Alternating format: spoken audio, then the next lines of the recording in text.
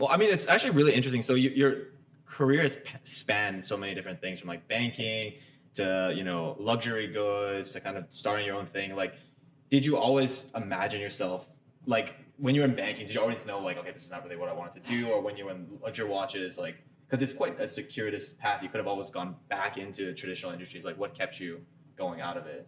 I think everything that I've experienced, maybe there's like a new door that opened. Maybe I've met somebody that really inspired me. Maybe there was like a new kind of industry that opened up. And naturally, because we're in the Web3 industry and we really pay attention to technologies and tools and stuff, a lot of these technologies also open new opportunities. And then I find myself start thinking about what can I use or learn with these tools to build something on my own.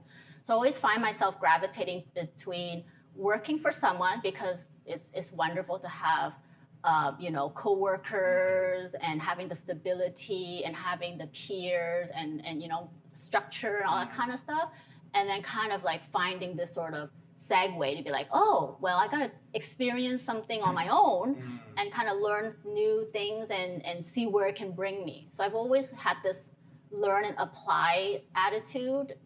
So that's also why I started my second business, the magazine, is because when I started discovering that Instagram was starting to be really popular, there's a rise of KOLs and all this kind of stuff, and then of course all the Wix and magazine builders, and then I had to have a end goal. My end goal was like, I've always wanted to be in a magazine, or I want to be a publisher of a magazine. How can I make it possible? Well, I'm going to make my own.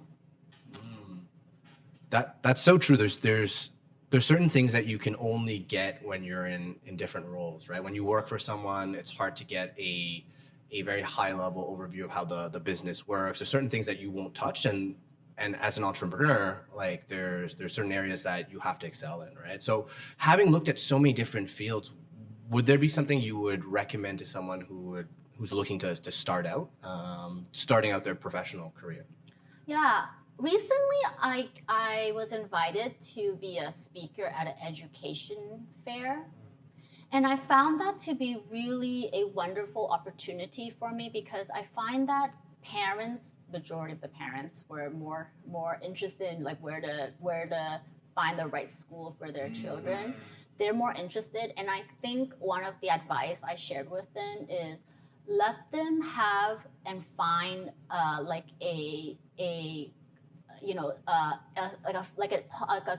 expert area that they're interested. If it's engineer, if it's medicine, if it's business, it doesn't really matter in terms of their degree, but let them have that, because parents, I mean, I do believe having a degree is important, but also let them experience everything else, like well-roundedness, and hopefully it leads to passion. And especially when we are in this stage of talking about Web3 and stuff, having this creators economy really is able to give people this more kind of closeness to finding their joy. And that also is a good thing. So I think having the ability to try different things, but also encourage them to spend some time to learn it before they reach a peak. Like they wouldn't know how much they love it till they reach a certain kind of a milestone, right? So I think something like that is important.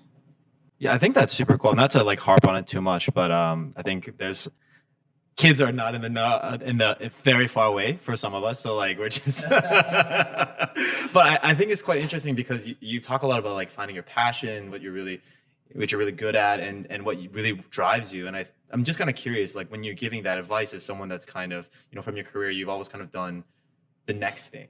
Like, you were into blogging. I mean, when you were into that whole scene before it became really big, you did your own fashion magazine, KOL stuff. Now you're doing Web3. Like, how do you teach a kid that, right? Because I feel like what's happening now, there's so many changes, VR, AR, Web3, AI. Like, how do you, as a parent or just as someone that's navigating the world, like how do you navigate it? Oh, I mean, the best thing is to actually just immerse yourself in it, isn't it? Yeah. Right? Like, I think I'm one of those parents that isn't like, oh, don't play that many games. Don't sit so close to the computer. I was like, take this. Yeah. See what you see now. Yeah. So I think it's important to as a parent, Yeah. right? I think it's important to just keep the open-mindedness, you know, to be curious. I think being curious is such a good thing to have, you know, to be curious of life, to kind of attain knowledge, and just find the best medium that makes them want to do more, right? Some people are very tactical. Some people like to imagine things. Some people like to, you know, draw or anything. Just all of these things are all experiences, right? But for me, my kids are my biggest reason why I get this space. The minute I heard about the word Roblox, which is probably 6-7 years ago, and they were very young at the time. And the minute I heard, I wasn't really sure. I only related to what I knew of gaming. So I'm not a gamer, but of course I played a lot of games. I mean, gaming is part of like, you know, our entertainment and you know, ways to relax. But I understood it right away, you know? So I always encourage them. But now I'm thinking about, did you know you can make things and you can put it on a marketplace?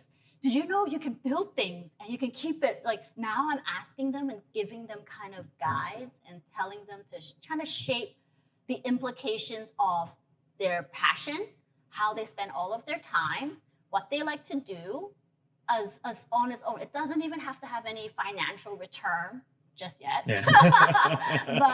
but it's good to have them explore and know that going forward is not just having that dutiful job, like get that job as a lawyer, accountant, doctor. You can explore these things, and if it brings you joy and it brings other people happiness and it gives you a stable enough income, who knows, you don't have to pursue all of that kind of traditional mindset we had, like, you know, for decades of years.